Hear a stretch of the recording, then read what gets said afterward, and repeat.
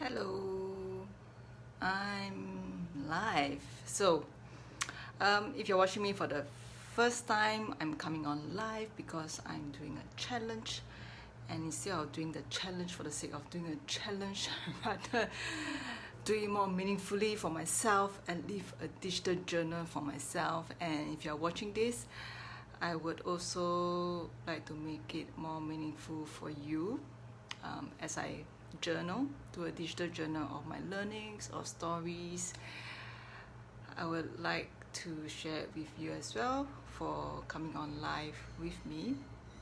And if you're watching me live, feel free to hashtag live. If you're watching it later, feel free to hashtag replay. Okay, so today I wanted to share a story about Walt Disney, and this was a story that I learned.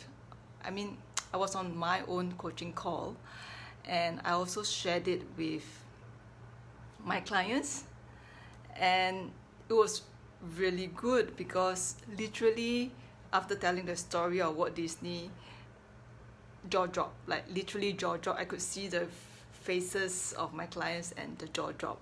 So this was what I wanted to share with you if you're coming on live with me today. And I'm going to infuse the story together with a tip from Mel Robbins.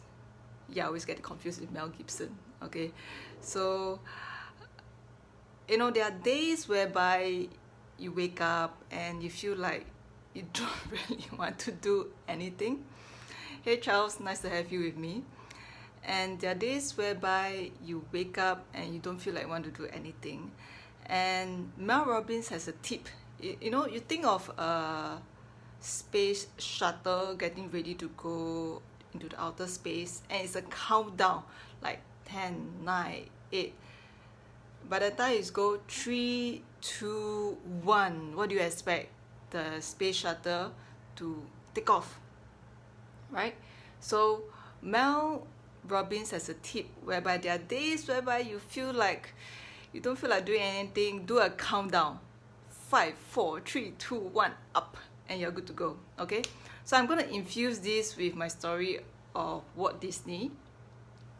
I actually got my timer on to see how long this story goes, and if you're watching this on a replay, don't fast forward. Okay, if you're watching it live, just stay with me. You're gonna have fun out of it, especially if you're someone who's pursuing a dream right now. You have a dream you're pursuing and you feel like there are days whereby you need a bit of a booster. This is a great story, and just stay with me. It's going to be the best maybe 5-6 minutes of your life to get you a good booster for the rest of the day. Okay, so here's the story of Walt Disney, and I'm sure you know who Walt Disney is. Thank goodness for him. We have this place known as the happiest place on earth. You and I have probably been there before, and if you have kids, your kids would definitely agree with you that that's the happiest place on earth. So how did it all happen? It started with a dream. Walt Disney has a dream, and in order to make his dream a reality, because if you do not act on a dream, it's called an illusion. So in order to make his dream a reality, Walt Disney needed funding to build Disneyland. So he was all excited about this idea. His wife was very supportive, and he decided to, okay, I'm going to get myself suited up and I'm going to go to the bank to ask for a loan. Okay, so he ironed his shirt, he put on his tie, he put on his coat, he drove to the bank. Right, he sat there, he was waiting for the bank manager. He was asked to present to the bank manager. He told the full plan of what he sees in Disneyland. He was so excited. He was explaining to the branch manager, and he was like, so what do you think? And the branch manager actually said, no. Mr. Walt Disney was shocked. The branch manager said, no, Mr. Disney, this doesn't sound like a great plan. It's not very feasible. So unfortunately, we can't approve the loan. Mr. Disney was shocked. He was like, okay, And he drove home. He told his wife, and his wife said, it's okay, it's just the first one. He probably didn't understand what you're trying to explain. We'll try again tomorrow. And Mr. Disney was like, yeah, it's probably just that. He didn't get it. It was just one person. So the next morning, he ironed his shirt, put on his tie, put on his coat. He drove to the second bank. He explained his whole vision about what Disneyland will be, what a fun place is going to be. And he said, so what do you think?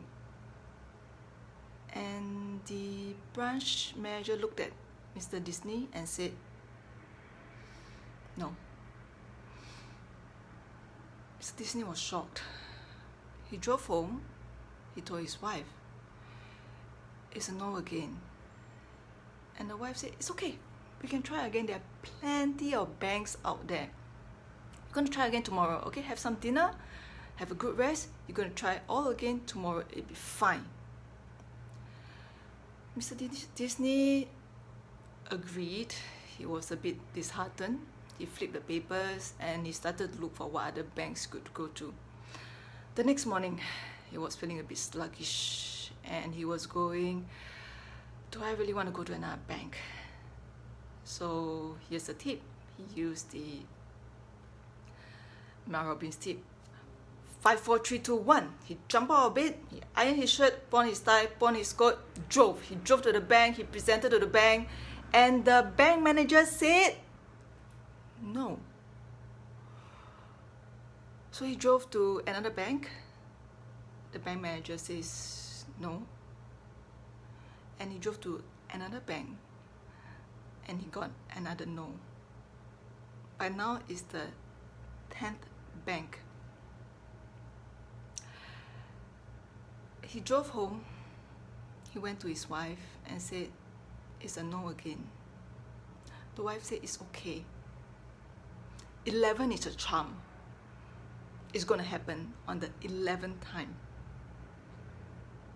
So at that moment, Walt Disney didn't know that he probably have to go to 30 banks to get a yes.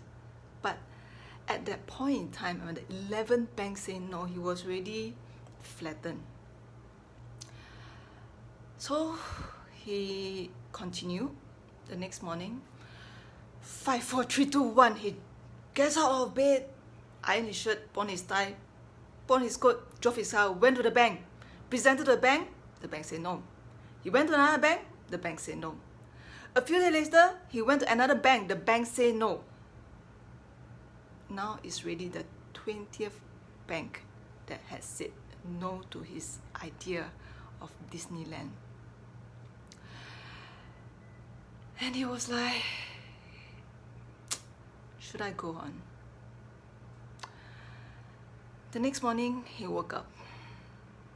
He told himself, 5, 4, 3, 2, 1. He woke up.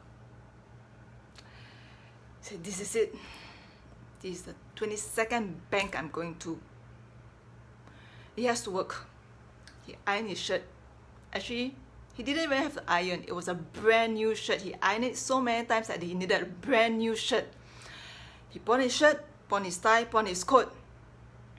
He drove to the bank. And the bank said no. It was the 25th time the bank said no. Can you imagine, had Walt Disney gave up on the 25th visit to the bank, you and I wouldn't have been to Disneyland. We wouldn't experience the happiest place on earth. The next day he went to the bank again. The bank said no. He drove to another bank, and the bank said no. He went home, he told his wife, today is the 29th rejection I've gotten. The wife said, it's okay. You can do it again. The next morning, he woke up. 5, 4, 3, 2, 1. He ironed his shirt, put on his tie, put on his coat. He drove to the bank.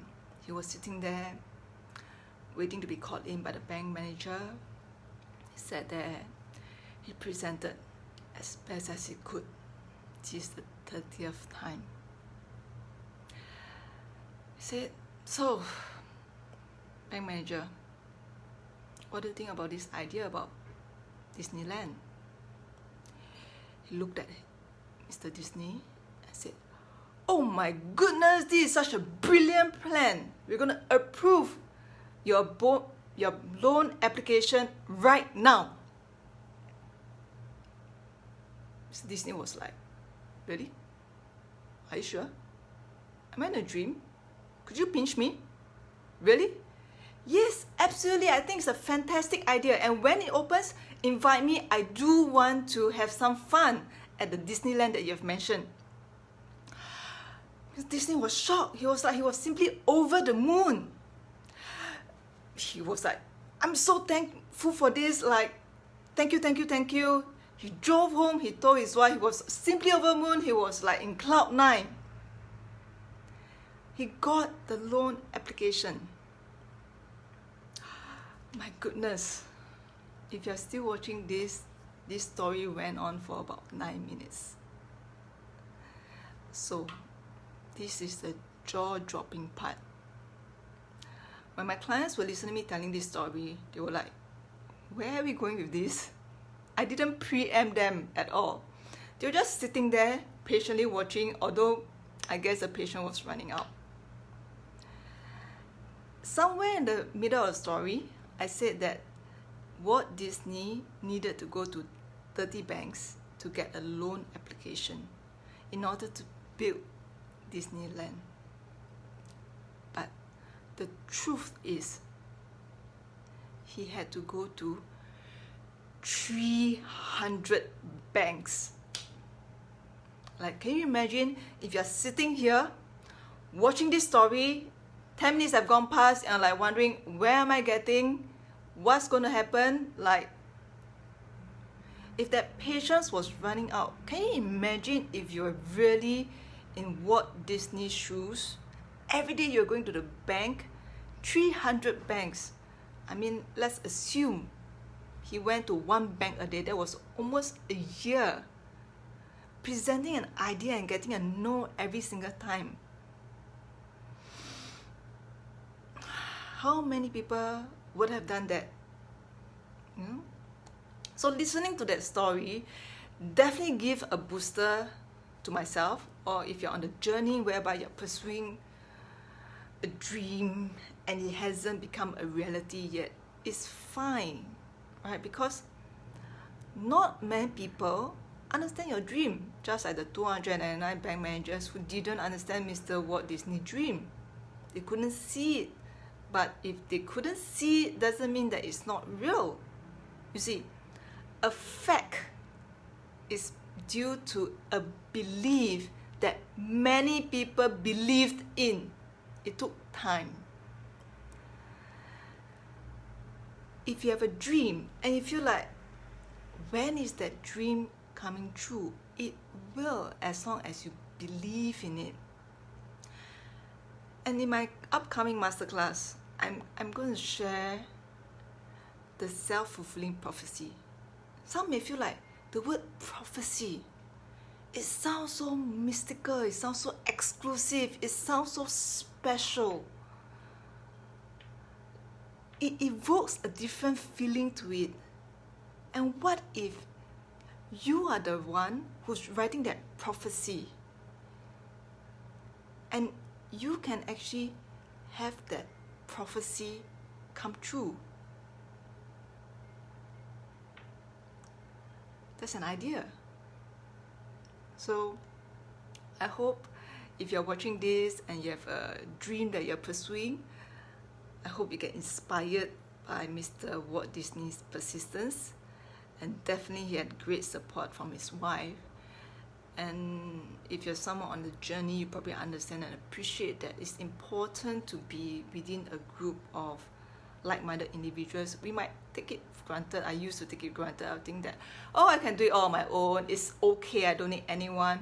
Yes, it's true. I need to do it on my own, but I do not have to do it all alone. There's a difference, right? Doing it all alone, when you're all alone, your mind get clouded with doubt, worry, because you haven't experienced anything of success yet. No, it was a belief, it was an idea.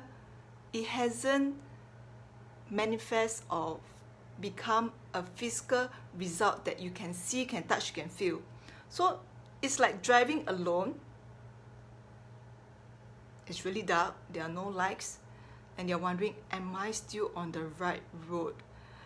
And you might want to turn back and head back to where you came. That's why, yes, you have to do it on your own. You have to drive. You have to be the driver of that seat. It's your desire. It's your dream. You are driving it. But there are times whereby you need to understand it's alone on the journey. That's where the doubt and worry can come in very easily. So this is why I'm doing the masterclass, at least to remind anyone who's also on the journey to pursue your dream. It takes time, but it will all come true. Sometimes you just need a little bit of a booster, and if you do need that a little bit of booster, I hope this story did its due justice. Or otherwise, if you need a bit more booster, I'd like to invite you to my masterclass that's happening on next Tuesday. And if you need the link to the masterclass, feel free to scroll down on my personal Facebook page. You should see the link to get onto the group, or otherwise you could PM me. But I hope this story was good for today, and I look forward to seeing you tomorrow for another story or another life, for sure. But what I'm talking to more, we'll see how it goes, what comes along. But have a good day. Thanks for watching. Bye bye.